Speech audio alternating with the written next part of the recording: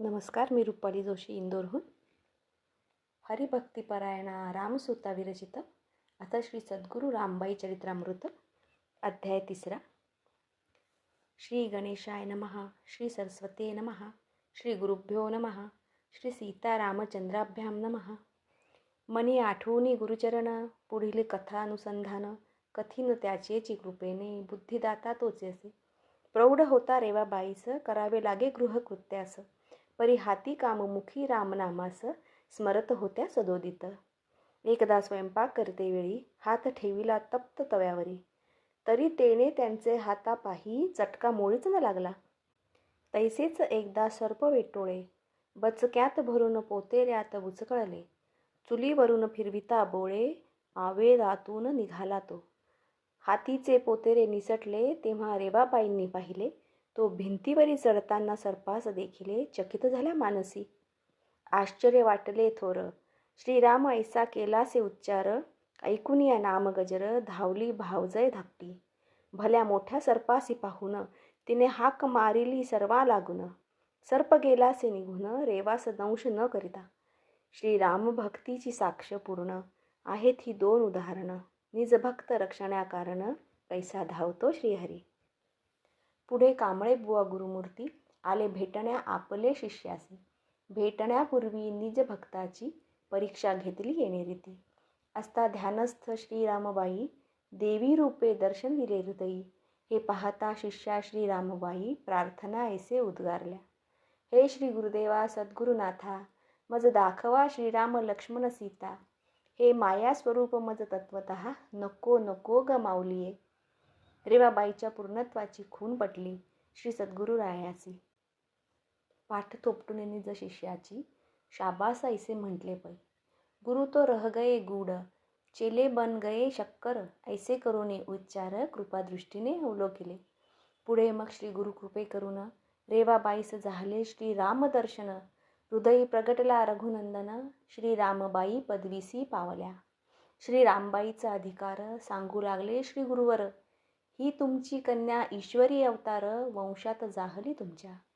मम उदरी ही विभूती, जन्मली म्हणून साळूबाई प्रती. अत्यानंद जाहला चित्ती, तैसाच रामचंद्रांना. निक्षून सांगितले श्री कांबळे बुवांनी.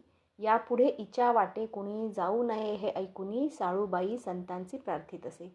माझी रेवा माझ्याशी एक शब्द तरी बोलेल ऐशी. विनंती करीते पायाची, मान्य करावी गुरुवर्या. मातेची उत्कंठा पाहून शिष्याशी आज्ञा केली जाणं. मातेच्या सांत्वना कारण, आज्ञा बोलण्या देतो मी. आज्ञा गुरुची शिरसा मान्य, म्हणून चरणी मस्तक ठेवून, कर संपुट जोडून नम्रपणे बोलल्या गुरुसी. हातीचे रत्न टाकून, गारगोटी उचलून घ्यावी सहजची. ऐसी आज्ञा असल्या सद्गुरूंची, तैसीच कार्य करीन मी. या परी ऐकता श्रेष्ठ वाणी, अश्रुधारा चालल्या नेत्रातुनी. शिष्यास गुरुत्व प्राप्त होय ही समर्थवाणी, सत्य करून दाविली त्वा. सर्वांस म्हणाले गुरुवर्य, कन्येच्या प्रश्नाचे काय उत्तर. देऊ शकता स्वजन सर्व, त्यागुनी सर्वस्व रामी रसमय राहिली. इने धनी केला श्रीराम, संसार जाहलाचे निष्काम. मग शिष्यास आशीर्वाद देऊन, गेले निघून कांबळे बुवा. वरद हस्त पडता मस्तकी गुरुचा, मोह तुटला संसाराचा. पुढे मार्ग धरिला तीर्थयात्रेचा, त्यागिले माया मोहासी. तापी तटी येऊनिया, तेथे केली तपश्चर्या. पुढे 4 धाम करूनिया, नर्मदा प्रदक्षिणा उचलली. केल्या नर्मदा प्रदक्षिणा 3, या अवधीत 13 कोटी जप झाला पूर्ण. मग खेडी घाटी येऊन घाटावरती राहिल्या. ताराचंद नावाचे शेटजी दूर रोज येतसे नर्मदा स्नानासी. त्यांनी तेजपुंज पाहून विभूतीस, चित्ती आनंदित झाले. मनी वाटले या व्यक्तीस, ठेवावेल आपुल्या धर्मशाळेत. मग जोडून दोन्ही हात, प्रार्थना केली अतिविनये. माझ्या मुरलीधर मंदिराची धर्मशाला, देतो आपणासी राहावयाला. सतत निवास करून या स्थला, कृतार्थ मज करावे. त्यांच्या विनंतीस मान देऊन, धर्मशाळेत राहून करू लागल्या अन्नदान. कीर्ती देशांतरी पसरली, काशी रामेश्वर आदी करून. कीर्ती पताका फडकाविली जाण. जय जय श्री रामबाई म्हणून जन, दर्शना येऊ लागले. इति श्री रामबाई चरित्रामृत रामसूता विरचित तीर्थाटन गमनो नाम तृतीयोध्याय गोडहा. श्री गुरुचरणार्पणमस्तु. शुभं भवतु शुभं भवतु. श्रीराम जय राम जय जय राम. श्रीराम जय राम जय जय राम. अध्याय 4. श्री गणेशाय नमः. श्री सरस्वते नमः. श्री गुरुभ्यो नमः. श्री सीतारामचंद्राभ्यां नमः. जय जयाजी सद्गुरु राजा परमपुरुषा मोक्षध्वजा. नमन असो तव पदांबुजा. अनन्य भावे साष्टांग. तुझ्या कृपेने देख श्री रामबाई चरित्रामृत झाले तृतीय अध्यायांपर्यंत. पुढेही सुरस कथा वदवितू. असो मागील अध्यायी धर्मशाळेत राहिल्या श्रीरामबाई. त्या योगे ताराचंदांनाही अत्यानंद झाला. आता राहून नर्मदा तीरी जी सत्कीर्ती सुमने विखुरली, त्यांचा सुगंध दरवळला दशदिशांतरी. फुलून उठला खेडीघाट. त्यातील जी जी सुमने मज दिली गुरुभक्तांनी, त्यांची माळा गुंफुनी सुमने गुरुकंठी घालीन. हो पुष्पे बहुत सुवासांची, परंतु नाहीत माझ्या पदरीची. ती भक्त हृदयगणांतून साची, वेचुनिया आणली तम्या. एकदा यांचा घेतला सुवास, भक्तिरंग चढतो हृदयात. सतत सेवन करिता खास, भवबंधन तुटेल पै. असो श्री रामबाई संत असता बुऱ्हाणपूर नगरीत, तेथील राम मंदिरात निवास त्यांनी केलासे. पाहून त्यांच्या भक्तिभावास आनंद झालासे लोकांस. एक सद्गृहस्थाकडून रामाला नैवेद्य देण्याचे ठरविले. एके दिवशी घरातील स्त्रियांची वाटले आम्हीच का नैवेद्य न्यावा अहर्निशी.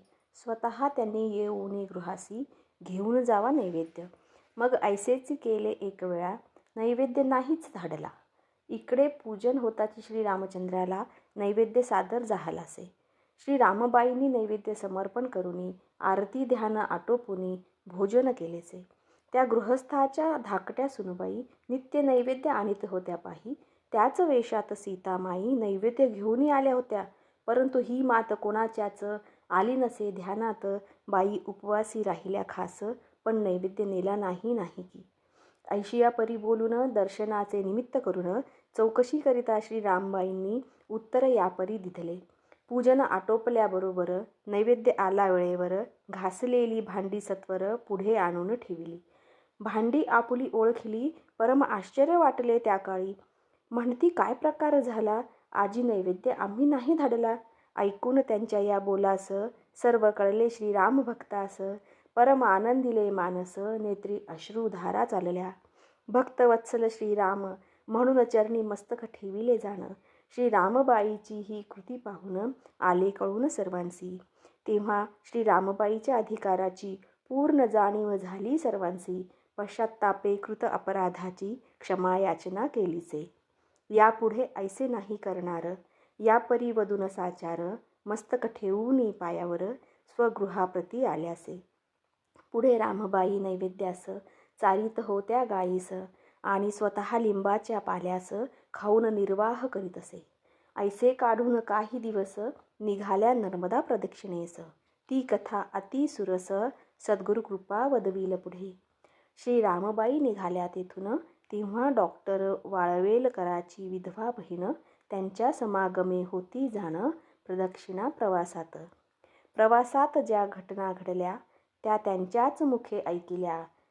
तैशाची ग्रंथांतरी लिहिल्या आहेत मी यथामती. एके ठिकाणी यात्रिकांचा विचार ठरला कढई करण्याचा. म्हणून प्रशस्त काठ पाहून नर्मदेचा मुक्काम केला सर्वांनी. इतक्यात प्रसंग ऐसा आला. सिंहाचा नाद कानी पडला. डोळ्याचे पाते न लावता भला मोठा सिंह तेथे पातलासे. सर्वांचा जीव गेला उडून. तेव्हा श्री रामबाईंनी भिवू नये म्हणून धीर दिला खून करून. आपण समोर गेला सिंहाच्या. सिंह येताची जवळ जोडून या करकमळ. जय श्रीराम ऐसा करिता उच्चार, क्रूर भाव त्याचा पालटला. ऐकून श्रीराम नाम सिंह अगदी गाय होऊन तेथेच गेला बसून काठावरी नर्मदेच्या. मग श्री रामबाईंनी ते क्षणी खून केली उद्योगस लागावे म्हणून. ऐसी आज्ञा होताच ते क्षणी उद्योगास लागले सर्वही. नर्मदेस नैवेद्य समर्पण करून भोजन सर्वांनी आटोपून श्री रामबाई जवळ जाऊन उभे राहिले सर्वही. काळरूपी सिंह समोर असून कोण करील सुखे भोजन. केवळ आज्ञा श्री रामबाईची म्हणून किंचित प्रसाद घेतलासे. आटोपले सकल काम. हे पाहून श्री रामबाई सिंहास हात जोडून श्रीराम राम असे म्हणाल्या. होता श्री रामनामाचा उच्चार, सिंह उभा राहिला जागेवर. श्री रामबाई चरणी नमवून शिर, गेला निघून आल्या वाटे. पाहून ही सिंहाची कृती आश्चर्य वाटले सर्वांप्रती. अघटित पाहून श्री रामबाईची कृती, भावनापूर्ण जडलीसे. मार्ग चुकता एके वेळा श्री नर्मदा मातेने येऊन दाखविला. होता कॉलरा झाला श्री रामबाईला आणि डॉक्टरांचे बहिणीला. टरबूज दिले एका साधूने, खाता त्याच्या एक एक फोडीने. रोग देशोधडी गेला त्वरेने, नर्मदे हर ऐशे गरजरे. नर्मदा प्रदक्षिणेच्या मार्गात भिल्ल पाठलाग होते करीत. वाईट विचार त्यांचे मनात येत होते. तेव्हा श्री रामबाईंनी रामनामाचा गजर करता क्षणी, भराभर तीर येऊनी मागे येऊ लागले. हट जाव ऐसा स्वर, पडला भिल्लांच्या कानावर. इतुके होता ही प्रकार, भिल्ल पिच्छा सोडिना. मग आली पोलीस पलटण, त्या भिल्लांची धरावया जाण. हे पाहताची उडाली गाळण, मग पळाले भिल्ल ते. असता श्रीराम कृपा बळकट, भक्तासी बाधू शकेना संकट. पडता केवढेही दुर्घट, निजांगे निवारी येऊनी. पुढे एका मुक्कामी श्री रामबाई बैसल्या पूजनी. श्रीरामाचे ध्यान करता क्षणी, दृढ समाधी लागलीसे. बैसल्या होत्या अंगणात, दिवस पावसाळ्याचे त्यात. झडी लागली सतत, वारेही फार सुटले. जनता आली धावत, करी शाल जोडीचे छत. आणि तेथे बैसले जागत, रक्षणासी भक्ताच्या.